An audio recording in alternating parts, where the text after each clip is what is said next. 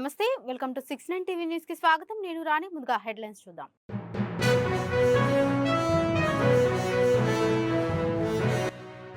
ప్రపంచంలోని అన్ని దేశాల్లో తెలుగు ప్రజల ముద్ర ఉంటుంది. గ్లోబల్ లీడర్లుగా అవకాశాలను అందిపుచ్చుకోవాలన్న సీఎం చంద్రబాబు.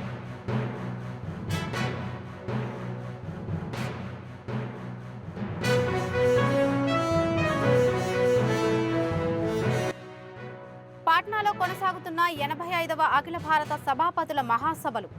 సమావేశంలో పాల్గొన్న ఏపీ స్పీకర్, డిప్యూటీ స్పీకర్.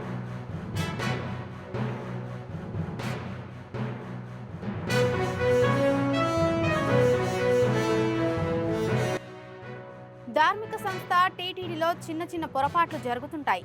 అర్చకులకు, ఉద్యోగులకు ఇళ్ల స్థలాలు కేటాయించాలన్న చింతామోహన్.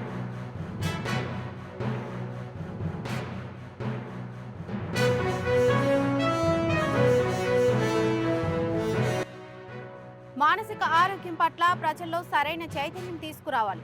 15% మంది మానసిక రుగ్మతలతో బాధపడుతున్నారన్న వైద్య నిపుణులు.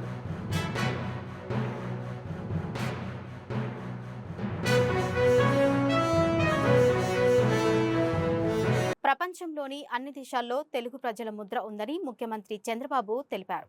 గ్లోబల్ లీడర్లుగా తెలుగు ప్రజలు అవకాశాలను అందిపుచ్చుకోవాలని ఆకాంక్షించారు.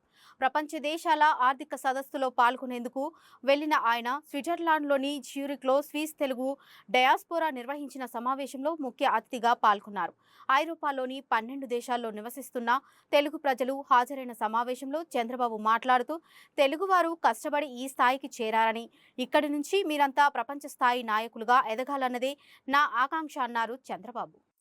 కానీ దాన్ని అందిపుచ్చుకొని మీరు ఇన్ని దేశాలకు పోతే ఫస్ట్ టైం నేను జైల్లో ఉన్నప్పుడు ఎక్కడెక్కడి నుంచో మీరు డెమాన్స్ట్రేషన్లు చేస్తూ ఉంటే ఇన్ని దేశాల్లో తెలుగు వాళ్ళు ఉన్నారా అని నాకే ఆశ్చర్యం కలిగే పరిస్థితి వచ్చింది. అది 1-2 రోజులు చేయాలా మీరు? నేను జైల్లో ఉన్న 53 రోజులు నిరంతరం మీరు ఉద్యమాలు చేశారు. దీనికి నా జీవితాంతం నేను అనుకున్నాను. కొంతమంది చనిపోయినా గుర్తుంటారు, కానీ నేను బ్రతుకున్నగానే గుర్తుపెట్టుకున్నారంటే నా జీవితంలో మర్చిపోలేను. అక్కడి నుంచి ఎన్నికలు వచ్చాయి. ఎన్నికల్లో కూడా చాలా సమర్థవంతంగా మేము ఆలోచించాం. రాష్ట్ర భవిష్యత్తు ఒక పక్క, రాజకీయాల్లో ఉండదగ్గ వ్యక్తి కాని వ్యక్తి ఆ రాష్ట్రంలో ముఖ్యమంత్రిగా ఉంటే ఏం జరిగిందో మనం చూసాం. అందుకని అందరం కలవాలనుకున్నాం. తెలుగుదేశం, జనసేన, బీజేపీ 3 పార్టీలు కలిసి పోటీ చేశాం. పోటీ చేస్తే నాకే ఆశ్చర్యం వేస్తుంది. ప్రపంచంలో ఎక్కడెక్కడి నుంచో వచ్చారు మీరు, నెలల తరబడి అక్కడే ఉన్నారు. ఒక్కొక్కరు మీకు ఎంత శక్తి ఉంటే అంత డబ్బులు ఖర్చు పెట్టి ఎన్నికల్లో గెలిపించారంటే ఇది మా జీవితంలో ఎప్పుడూ మర్చిపోలేని సంఘటన. ఇది అప్పుడప్పుడు చరిత్రలో అనుకుంటాం, కానీ ఇంత స్ఫూర్తిదాయకమైనటువంటి జాతి ఉండడం, నేను ఆ జాతిలో పుట్టడం నా అదృష్టంగా భావిస్తున్నా.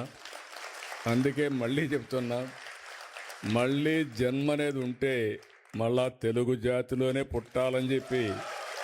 బీహార్ రాష్ట్రం పాట్నాలో జరుగుతున్న 85వ అఖిల భారత సభాపతుల సభ మహాసభలో AP speaker Ayyanna Patrudu, deputy speaker Raghurama Raju పాల్గొన్నారు. ఈ మహాసభలో దేశంలోని అన్ని రాష్ట్రాల నుంచి వచ్చిన సభాపతులు, డిప్యూటీ స్పీకర్లు పాల్గొని వివిధ అంశాలపై చర్చించారు.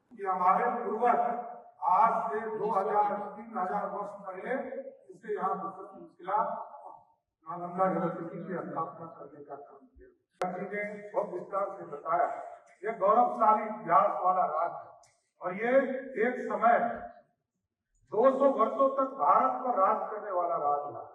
यहीं से लोग టీటీడీ గొప్ప ధార్మిక సంస్థ అని, ఈ సంస్థలో వేల మంది ఉద్యోగులు చాలా శ్రద్ధతో పనిచేస్తున్నారని, వారందరినీ కాంగ్రెస్ పార్టీ తరపున అభినందిస్తున్నారని కేంద్ర మాజీ మంత్రి చింతామోహన్ తెలిపారు.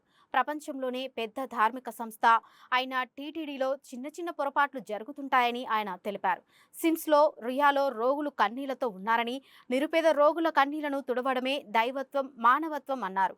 టీటీడీ అర్చకులు, టీటీడీ శాశ్వత ఉద్యోగులకు ఇండ్ల స్థలాల విషయంలో అన్యాయం జరుగుతుందన్నారు చింతామోహన్. ఒకటి స్విమ్స్లో ఉన్నటువంటి నిరుపేద రోగులు, రెండవది దేవస్థానంలో పనిచేస్తున్నటువంటి అర్చకులు, మూడవది శాశ్వత టీటీడీ ఉద్యోగస్తులు. ఈ విషయాలు ప్రస్తావించేదానికి మీ ముందుకు రావడం జరిగింది. టీటీడీ అనేది గొప్ప ధార్మిక సంస్థ. వేల మంది పనిచేస్తున్నారు, చాలా శ్రద్ధతో పనిచేస్తున్నారు. నేను వాళ్ళందరినీ వేల మంది టీటీడీ ఉద్యోగస్తుల్ని హృదయపూర్వకంగా నేను అభినందిస్తున్నాను మా పార్టీ తరఫున, ఇండియన్ నేషనల్ కాంగ్రెస్ తరఫున. మరి అంతేకాదు టీటీడీ ఉన్నతాధికారులు కూడా బాగా పనిచేస్తున్నారు, వారిని కూడా హృదయపూర్వకంగా అభినందిస్తున్నా. పైనున్న వెంకయ్య కానీ కింద శ్యామలరావు కానీ అధికారులు బాగా పనిచేస్తున్నారు. చిన్న చిన్న పొరపాట్లు జరుగుతుంటాయి, విశాల హృదయంతో పోవాల్సిన అవసరం ఉంది.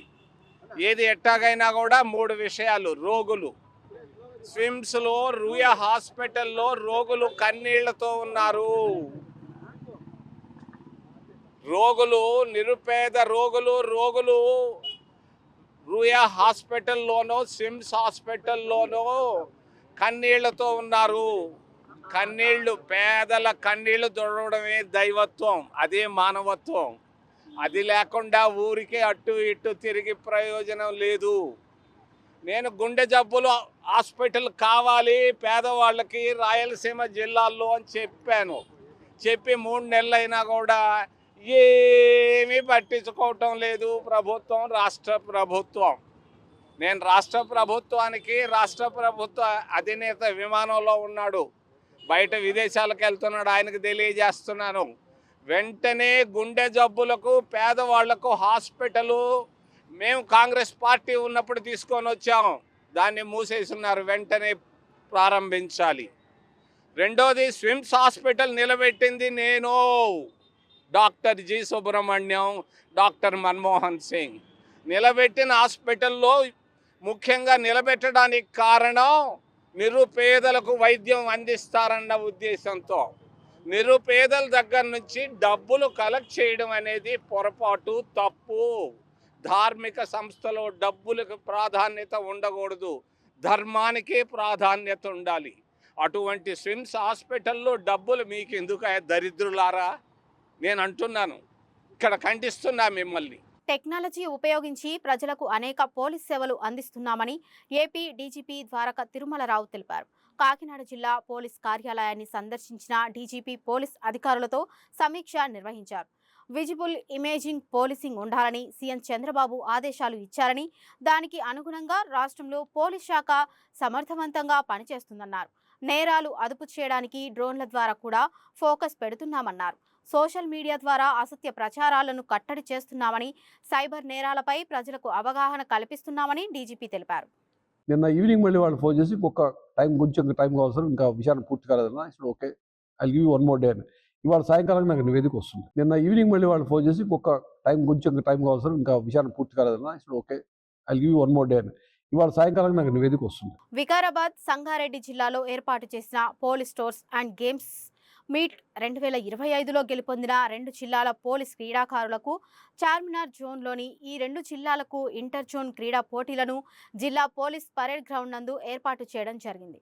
ఈ కార్యక్రమానికి జిల్లా ఎస్పీ నారాయణరెడ్డి ముఖ్య అతిథిగా పాల్గొని ప్రారంభించారు. విధి నిర్వహణలో ఎన్ని ఒత్తిళ్లు ఉన్నా క్రీడలు, ఆటలలో రాణిస్తున్న పోలీసులు ప్రతి ఒక్కరికి స్ఫూర్తితో నిలవాలని కోరారు.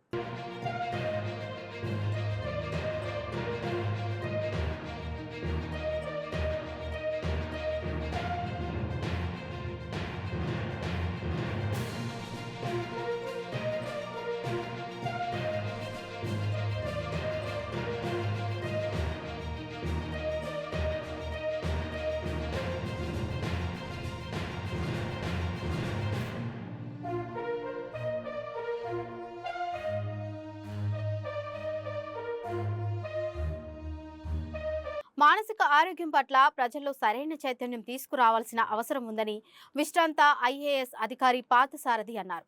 ఐఎంహెచ్ హైదరాబాద్ అలూమిని అసోసియేషన్ ఆధ్వర్యంలో ఎర్రగడ్డలోని ప్రభుత్వ మానసిక చికిత్సాలయంలో డాక్టర్ పి రఘురామరెడ్డి ఎండోమెట్ ఓరేషన్ అవార్డు ప్రదానోత్సవ కార్యక్రమాన్ని నిర్వహించారు. ప్రతి 8 మందిలో ఒకరు ఏదో ఒక మానసిక సమస్యతో బాధపడుతుంటారని, ఇందులో కేవలం 25% మంది బాధితులు మాత్రమే తమ సమస్యలను చెప్పుకోగలుగుతారని అన్నారు. ప్రపంచవ్యాప్తంగా 13 నుంచి 15% మంది మానసిక రుగ్మతలతో ఇబ్బంది పడుతుండడం ఆందోళన కలిగించే అంశమన్నారు. ప్రస్తుత జీవన శైలి కారణంగా మానసిక సమస్యలు ఎక్కువవుతున్నాయన్నారు.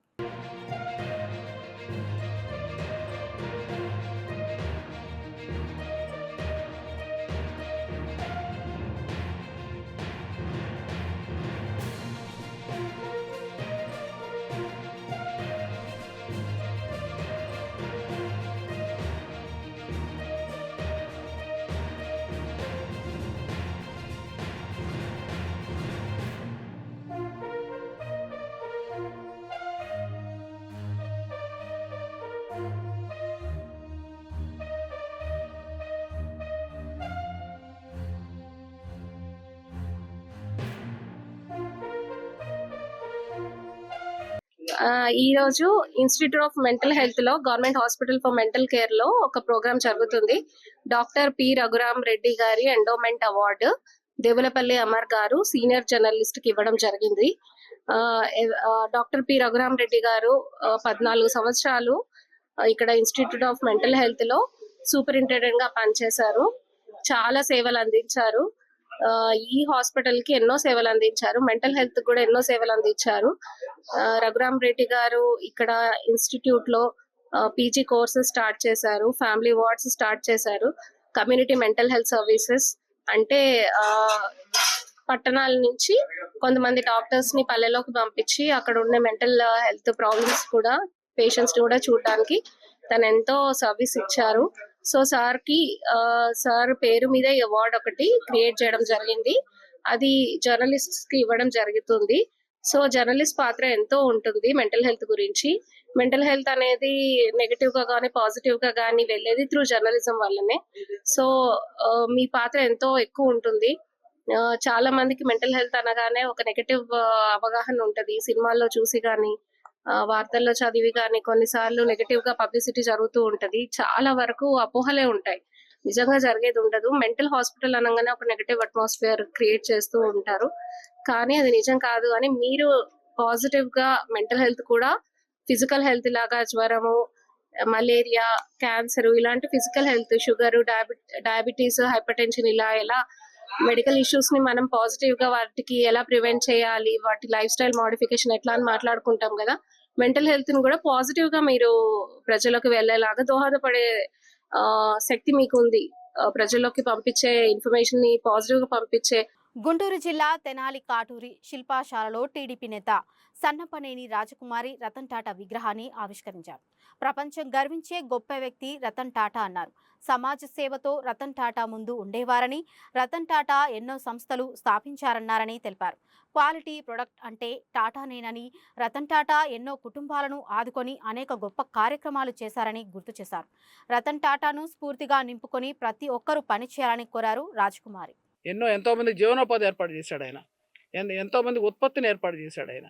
కాబట్టి అటువంటి రతన్ టాటా గారి యొక్క ఆయన నిజంగా చెప్పాలంటే మొత్తం లిస్ట్ ఉంది. చాలా టైం అవుతుంది, ఇంట్లో ఉన్నారు మన వాళ్ళు, కానీ అనేక రకాలుగా మనం వారు తయారు చేసేటువంటి ఉత్పత్తులకి మనం గౌరవిస్తూ ఆయన మరణించినందుకు అందరూ కూడా బాధపడ్డారు. కానీ బతికే ఉన్నట్టుగా మనిషి మరణించిన మనిషి యొక్క విలువలు బతికే ఉన్నాయి. ఆయన చేసినటువంటి గొప్పతనం ఇంకా బతికే ఉంది. ఆయన చూపించినటువంటి బాటలో మీరు నడుస్తూ అందరిని నడిపిస్తూ ఆ విగ్రహాలు ఇక్కడ పెట్టారు, గుర్తు తెచ్చుకుంటున్నాం. రతన్ టాటా విగ్రహం ఎందుకని, రతన్ టాటా విగ్రహం ఎందుకు తయారు చేశారు, ఆయన మనసులోకి రతన్ టాటా ఎందుకు వచ్చారు, జీవం ఉట్టిపడేలాగా మనిషి నిజంగా మనిషి. అది చూడండి, అసలు ఆ బ్లాక్ది ఆ విగ్రహం చూస్తాం, న్యాయబ్లూ అనుకుంటా బ్లాక్, అది చూడండి అసలు ఆ టై నిజమైన టై లాగా ఆ చూపుల్లో నవ్వులో జీవం ఉట్టిపడుతుందండి. అటువంటి విగ్రహాలకి ఎన్ని లక్షలు పెట్టి కొన్నా కూడా ఇదేం కాదు, ఖచ్చితంగా మనం చూడాల్సిందే. ఎందుకనంటే నేను ఎమ్మెల్సీకి ఉన్నప్పుడు కమిటీ మెంబర్గా ఇది టూర్ తీసుకెళ్ళేవారు. తీసుకెళ్ళినప్పుడు మన స్పీకర్ గారు మనోహర్ గారు స్పీకర్గా ఉన్నారు. ఆ కమిటీలో మమ్మల్ని వేసినప్పుడు మధ్యప్రదేశ్, ఉత్తరప్రదేశ్, అయోధ్య, అలాగే బీహార్ ఇవన్నీ అన్ని రాష్ట్రాలు మేము తిరుగుతున్నప్పుడు అక్కడ పెద్ద పెద్ద విగ్రహాలు, పెద్ద పెద్ద కాన్షీరామ్ దగ్గర నుంచి మాయావతి గారి దగ్గర నుంచి గాంధీ గారి దగ్గర నుంచి అంబేద్కర్ గారి దగ్గర నుంచి ఆ విగ్రహాలు అక్కడక్కడ కనిపిస్తుండే అనమాట. వాళ్ళు పెట్టుకుంటారండి, గవర్నమెంటే వాళ్ళు ఖర్చు భరించి ఆ విగ్రహాలు తీసుకెళ్ళి పెట్టుకుంటా ఉన్నారు. అవన్నీ మా చూపించడానికి తీసుకెళ్లారండి. మీరు విగ్రహాలు చూద్దురండి అని చెప్పినాను. ఇవి చూస్తే ఇంకా తల్లకిందులు కూడా మూర్చిపోతారు అనమాట, ఎంత మంచి విగ్రహాలు ఉన్నాయా అని. అందుకోసం ఏంటంటే ఈ రోజున ఖచ్చితంగా కాటూరు వారికి మనం అభినందించడమే కాదు, అభినందించేదానికన్నా కూడా వాళ్ళకి అభయం ఇవ్వాల్సినటువంటి అవసరం ఉంది.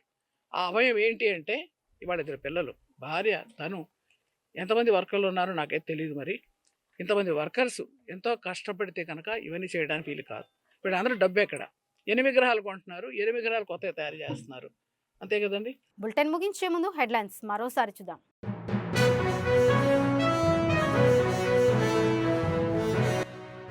ప్రపంచంలోని అన్ని దేశాల్లో తెలుగు ప్రజల ముద్ర ఉంటుంది. గ్లోబల్ లీడర్లుగా అవకాశాలను అందిపుచ్చుకోవాలన్న సీఎం చంద్రబాబు.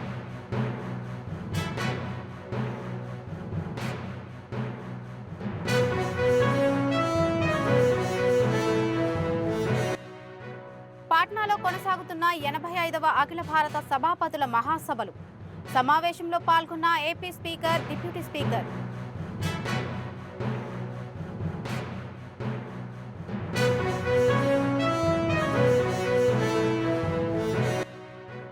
ధార్మిక సంస్థ టీటీడీలో చిన్న పొరపాట్లు జరుగుతుంటాయి. అర్చకులకు, ఉద్యోగులకు ఇళ్ల స్థలాలు కేటాయించాలన్న చింతామోహన్.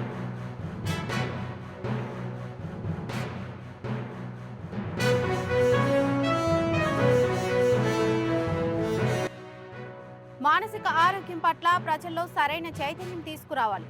15% మంది మానసిక రుగ్మతలతో బాధపడుతున్నారన్న వైద్య నిపుణులు.